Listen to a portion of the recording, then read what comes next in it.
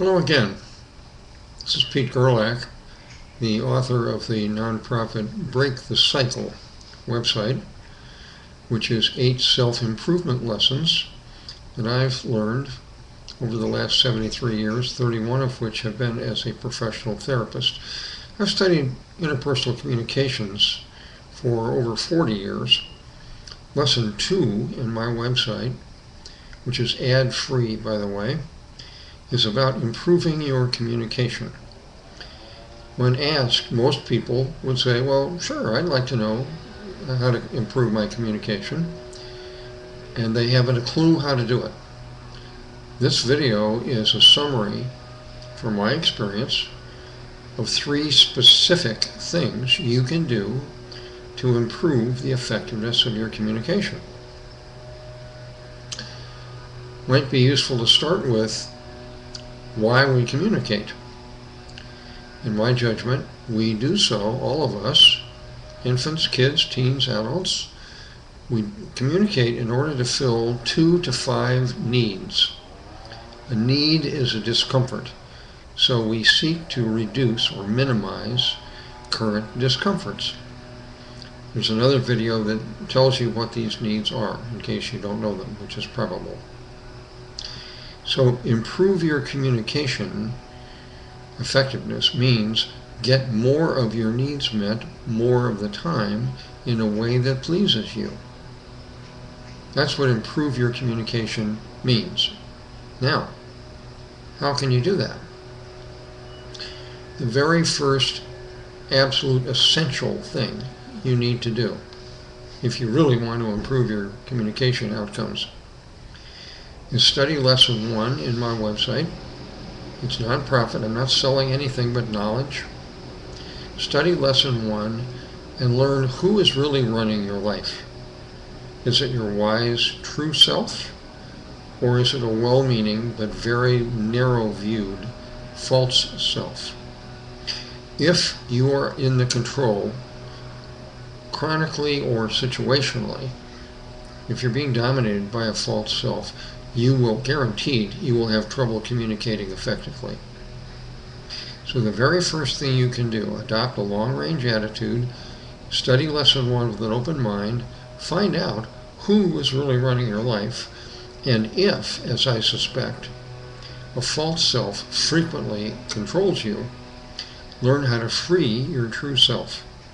In important relationships and situations, you need to have your true self leading your other personality subselves. See lesson 1.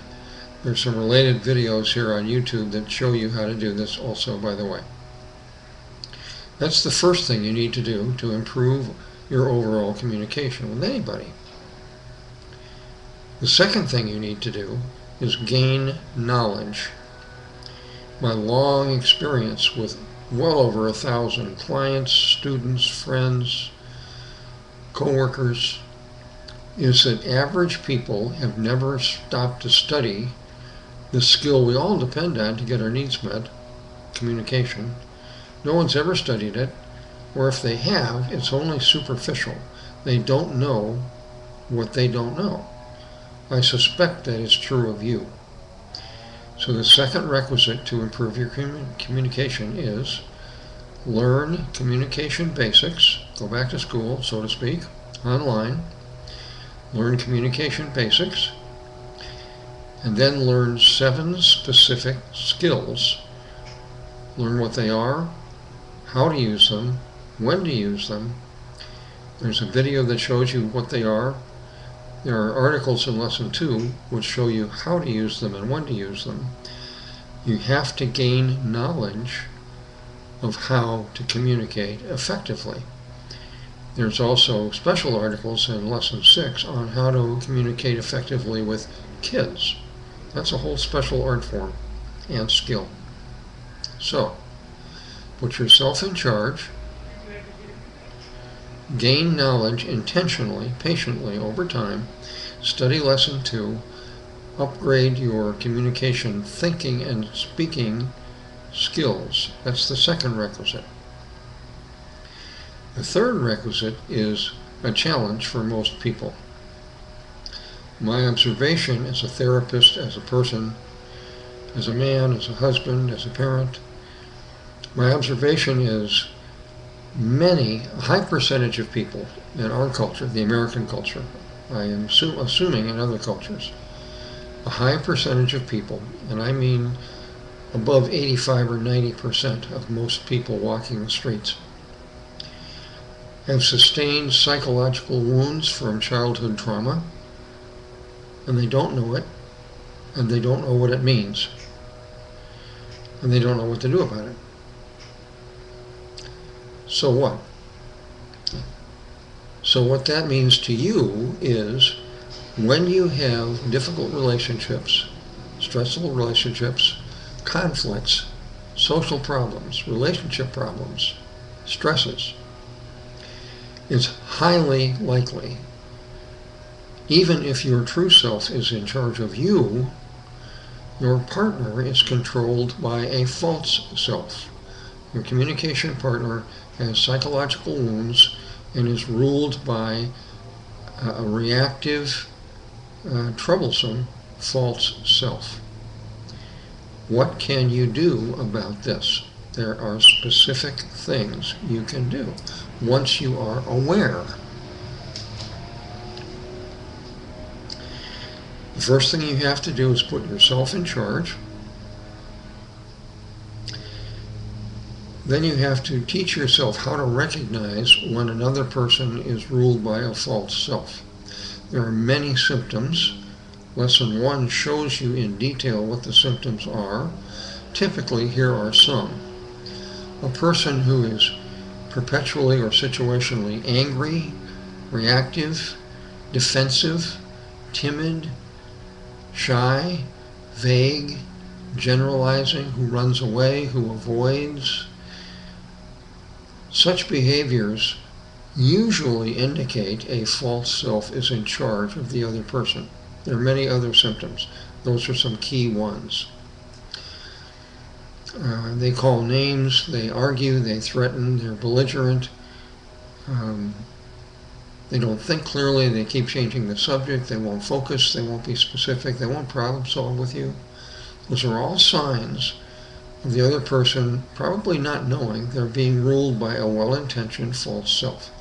So learn the signs, and when you say, uh-oh, my partner is ruled by a false self, affirm your personal rights as a dignified human being. In Lesson 4, there's an article that lays out an example of a personal bill of rights. Rights for you as a dignified, unique person. I urge you to evolve your own bill of personal rights and have it in your mind when you're dealing with someone who is a grown, wounded child. In other words, who's ruled by a false self. Affirm your rights, keep them close by, and affirm that your partner has the exact same rights. The reason for doing this is it's justification for asserting limits and boundaries with your partner. So, put yourself in charge, learn how to recognize the signs of a false self, clarify and be alert to, keep aware of, your rights as a unique, dignified human being. Then, as you learn communication skills, be aware of your option when you're with a, quote, difficult person, meaning someone who's ruled by a false self. Learn how to identify what you need from them, use the skill of awareness and digging down, learn what you need, learn how to assert your need using the technique called I, capital letter I, messages. There's a separate video that explains what those are and shows you how to do it. Learn how to use assertive I messages, respectful I messages with people ruled by a false self. That sounds like, when you interrupt me constantly, I feel disrespected and frustrated. That's part 1 and 2 of an I message. Part 3 is, and I need you to be aware of interrupting and to stop doing that. So learn to use I messages selectively and appropriately and respectfully. Expect resistance. Use empathic listening to handle the resistance. If you don't get satisfaction using I messages, clarify in your mind what can you change about your situation and your relationship, and what cannot you change. Accept what you can't change and stop trying to change it. All you'll do is frustrate both of you. You can't change the other person. You can't make them want to heal their wounds. You can't make them want to communicate better.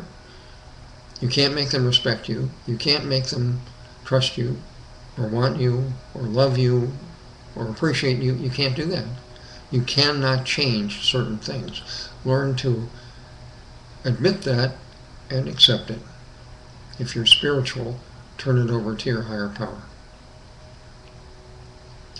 Another thing you can do proactively, if it's appropriate, with a wounded person who's controlled by a false self, inform them of lessons 1 and 2 and invite them for their own benefit, not yours, to study lessons 1 and 2 at their own time, in their own pace.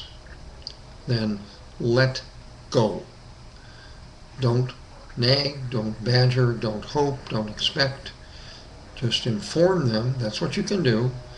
Let go of the outcome because you cannot control it. So, there are 3 major things to do to improve communication with anybody. Learn to put your true self in charge of your personality. Lesson 1 will show you how. Learn how to communicate effectively. Specifically, learn to use 7 skills. Lesson 2 will show you how to do that.